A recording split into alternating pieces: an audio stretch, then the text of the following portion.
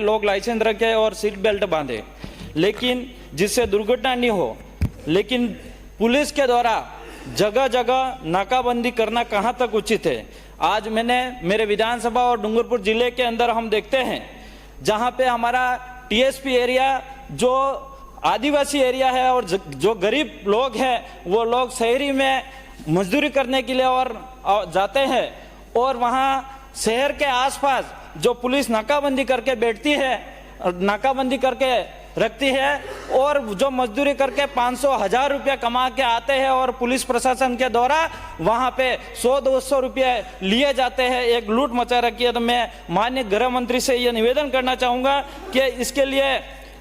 अवैध जो वसूली हो रही है वह रोक लगाया जाए, और जो पुलिस कर्मी के द्वारा अधिकारी का एक भ्रष्टाचार बेड़ चढ़ चुका है उसको रोकने का काम करेंगे, ये उम्मीद है मुझे। माननीय सभापति महोदय, जो आम ये एक तरह से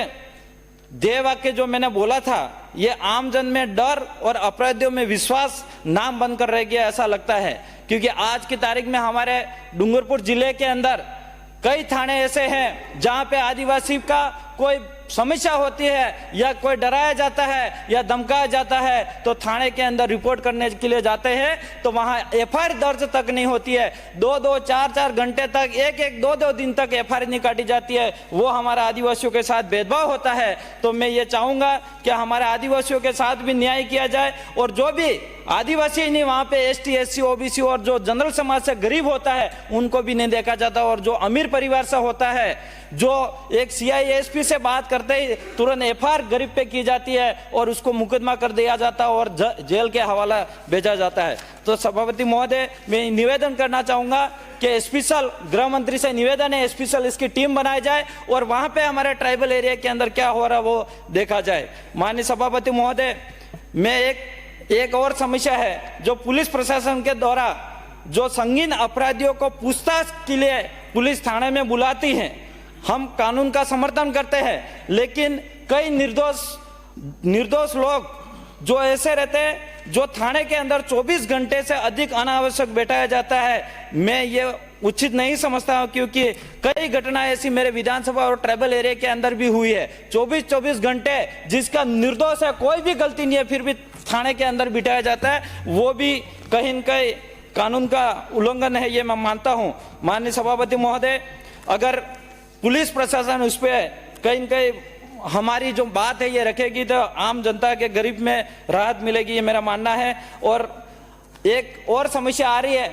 जो हमारे ट्राइबल एरिया के अंदर आज हमारे जो आदिवासी परिवार के द्वारा आदिवासी समाज को जन जागरण, और जो टीएसपी एरिया के अंदर जो हमारी नई पार्टी भारत आदिवासी पार्टी का जनाधार कर बढ़ते हुए भी कहीं के मुझे ऐसा लगता है कि दोनों पक्ष मिला के पुलिस को आगे करके हमारी पार्टी का रोकने का काम हो रहा है, ऐसा मुझे लग रहा है। तो ऐसा नहीं होना चाहिए, नहीं तो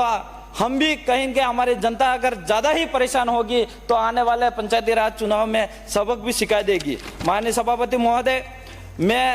मेरी जो डिमांड है और जो मांग है ये मैं ध्यान आकर्षण करना चाहूंगा सरकार को कि पुलिस विभाग में जो कांस्टेबल पे ग्रेड है 2400 है उसे बढ़ाकर 3600 किया जाए, और साथ ही अन्य विभाग की तर्ज पर पुलिस विभाग में भी डीपीसी के माध्यम से प्रमोशन होना चाहिए। हमारे टीएसपी क्षेत्र में पुलिस विभाग में अच्छे उच्च अधिकारी हमारे वर्ग का होना चाहिए, जिससे हमारी आम जनता और अधिकारी के बीच में हमारी बिली भाषा में संवाद हो सके और आम जनता का दुख और दर्द समझ सके और इसका समाधान हो सके। माननीय सभापति महोदय, मैं एक ही बोल रहा हमारी पार्टी की तरफ से, दक्षिणी राजस्थान के आदिवासी क्षेत्र में जो भू माफिया, बजरी माफिया, मानव तस्करी, अस्पतालों में बच्चों की चोरी, उस पर किसी प्रकार से रोक नहीं होती है। और एक उदाहरण ताजा भी दे सकते हो, हमारे टीआईडी मंत्री को बुरा नहीं लगे, लेकिन उनके क्षेत्र के अंदर छोटे छोटे बच्चों की भी चोरी होती है और बेचा जाता, बड़ी दुख की बात है। माननीय सभापति महोदय, मैं जो मेरी मांग है, डूंगरपुर जिले में जो काकरी डूंगरी प्रकरण से संबंधित जितने भी मुकदमे दर्ज किए गए हैं सभी मुकदमों को वापस लिया जाए। सरकार से यह उम्मीद है, आदिवासी का कल्प वृक्ष के नाम से प्रसिद्ध महुआ से बनने वाला महुड़ी मध जो हमारे क्षेत्र में पुरखों की परंपरा से पूर्वजों की दार देने विधि व्यवस्था है और यह पूजा पद्धति का भी उपयोग किया जाता है, मेहमानों के मान सम्मान के लिए भी उपयोग किया जाता है, दिया जाता है। इसलिए महुआ मद जो पहली दार का 9 बोतल दारू, जो दारू नहीं बोल सकता मैं, छूट दिए जाए। और ये एक हमारे ये दारू नहीं, ये शरीर के स्वस्थ रखने के लिए दवाई है, क्योंकि इसका ताजा उदाहरण कोविड के अंदर, कोरोना के अंदर हमारे कई दवाइयां यूज नहीं हुई थी, कई हॉस्पिटल में लोग नहीं गया, हमारे लोग एक देसी जो महुआ था उसको पी के राहत मिली। आज इस सदस्य के इस सदन के अंदर भी कहीं ने राहत मिली होगी, ये मेरा मानना है। एक कारागार पे मैं माननीय विधायक माननीय विधायक, इसीलिए आप चारों पहलवान हो रहे हो क्या? नहीं, माननीय कारागार पे मैं बोलना चाहूंगा, आज